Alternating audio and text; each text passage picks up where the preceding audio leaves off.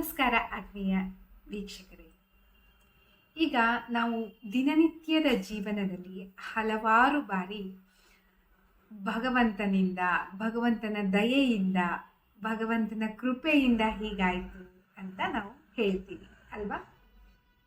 ಹಾಗಿದ್ರೆ ಭಗವಂತ ಅಂದರೆ ಯಾರು, ಹೇಗಿರ್ತಾನೆ ಅಂತ ನೋಡೋಣ. ಈಗ ಭಗವಂತ ಎನ್ನೋ ಪದ ಏನಿದೆಯಲ್ಲ ಅದನ್ನು ಎರಡು ಭಾಗವನ್ನಾಗಿ ಮಾಡಿದರೆ, ಭಗ ಅಂದರೆ ಯಶಸ್ಸು, ಐಶ್ವರ್ಯ, ಸಿದ್ಧಿ, ಶಕ್ತಿ, ಜ್ಞಾನ ಮತ್ತು ವೈರಾಗ್ಯ, ಧರ್ಮ ಅಂತ ಹೇಳ್ಬೋದು. ವಂತ ಅಂದರೆ ಹೊಂದಿರುವವನು, ಅಂದರೆ ಭಗವಂತ ಅಂದರೆ ಈ ಎಲ್ಲ ಗುಣಗಳನ್ನು ಹೊಂದಿರುವವನು ಅಂತ ಅರ್ಥ. ಈಗ ಭಗವಂತ ದೇವಸ್ಥಾನಗಳಲ್ಲಿ ಅಥವಾ ನಾವೇನು ದೇವರ ಮನೆ ಅಂತ ಮನೆಯಲ್ಲಿ ಮಾಡ್ಕೊಂಡಿರ್ತೀವಲ್ಲ, ಅಲ್ಲಿ ಮಾತ್ರ ಇರೋದಿಲ್ಲ. ಭಗವಂತ ಸರ್ವವ್ಯಾಪಿ, ಭಗವಂತ ಎಲ್ಲ ಕಡೆನೂ ಇರ್ತಾನೆ.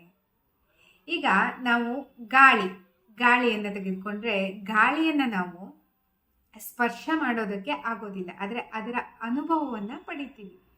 ಹಾಗೆಯೇ ಭಗವಂತನೂ ಅಷ್ಟೆ, ಭಗವಂತನ ನಾವು ನೋಡೋದಕ್ಕೆ ಆಗೋದಿಲ್ಲ, ಆದರೆ ಅವನ ಅನುಗ್ರಹವನ್ನು, ಅವನ ಪ್ರೀತಿಯನ್ನು ನಾವು ಅನುಭವಿಸೋದಕ್ಕೆ ಸಾಧ್ಯವಾಗುತ್ತೆ. ಯಾವಾಗ ನಮ್ಮ ಮನಸ್ಸಿನಲ್ಲಿ ಪ್ರೀತಿ ಪ್ರತಿಷ್ಠಾಪಿತವಾಗತ್ತೆ, ನಾವು ಎಲ್ಲರಿಗೂ ಸಹಾಯ ಮಾಡುವ ಗುಣ ಬರುತ್ತೆ, ನಾವು ಎಲ್ಲವನ್ನ ಸ್ವೀಕರಿಸುವಂತಹ ಮನಸ್ಥಿತಿ ಬರುತ್ತೆ, ಎಲ್ಲರನ್ನು ಪ್ರೀತಿಸುವ ಮನಸ್ಥಿತಿ ಬರುತ್ತೆ, ಮತ್ತು ಜೊತೆಗೆ ಆನಂದವನ್ನು ಅನುಭವಿಸುವಂತಹ ಸ್ಥಿತಿ ನಮ್ಮಲ್ಲಿ ಯಾವಾಗ ಬರುತ್ತೆ, ಆಗ ನಾವು ಅಲ್ಲಿ ಭಗವಂತನನ್ನ ಅನುಗ್ರಹ ನಮಗಾಗಿದೆ, ಭಗವಂತನನ್ನ ನಾವು ಅನುಭವವನ್ನು ಪಡಿಬಹುದು. ಭಗವಂತ ಹೊರಗಿರುವಂತಹ ಶಕ್ತಿ ಮಾತ್ರ ಅಲ್ಲ. ನಾವು ಆಧ್ಯಾತ್ಮಿಕ ದೃಷ್ಟಿಯಿಂದ ನೋಡಿದರೆ ಭಗವಂತ ಅನ್ನೋದು ನಮ್ಮೊಳಗಿನ ಪ್ರೀತಿ, ಸತ್ಯ, ಧರ್ಮದ ಪ್ರತೀಕ ಆಗಿದೆ. ಭಗವಂತ ನಮ್ಮೊಳಗಿನ ಚೈತನ್ಯದ ರೂಪವಾಗಿ ಇದ್ದಾನೆ.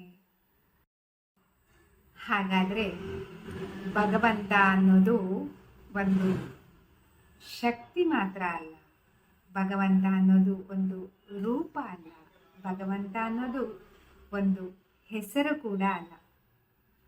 ಭಗವಂತ ಸರ್ವಂತರ್ಯಾಮಿ, ಎಲ್ಲ ಕಡೆ ಭಗವಂತ ಇದ್ದಾನೆ, ಎಲ್ಲರಲ್ಲಿಯೂ ಸಹ ಭಗವಂತ ಇದ್ದಾನೆ. ನಾವು ನೋಡುವ ದೃಷ್ಟಿ ಹಾಗಿರಬೇಕು ಅಷ್ಟೆ. ನಾವೀಗ ಪ್ರೀತಿ, ಧರ್ಮ, ಸತ್ಯ ಇದೆಲ್ಲದ ರೀತಿಯಿಂದ ನಡೆಯೋದ್ರಿಂದ ನಾವು ಇನ್ನಷ್ಟು ಭಗವಂತನಿಗೆ ಹತ್ತಿರವಾಗ್ತೀವಿ. ಭಗವಂತನ ಸಾನ್ನಿಧ್ಯವನ್ನು ನಮ್ಮೊಳಗೆ ನಾವು ಅನುಭವಿಸೋದಕ್ಕೆ ಸಾಧ್ಯವಾಗುತ್ತೆ ವೀಕ್ಷಕ.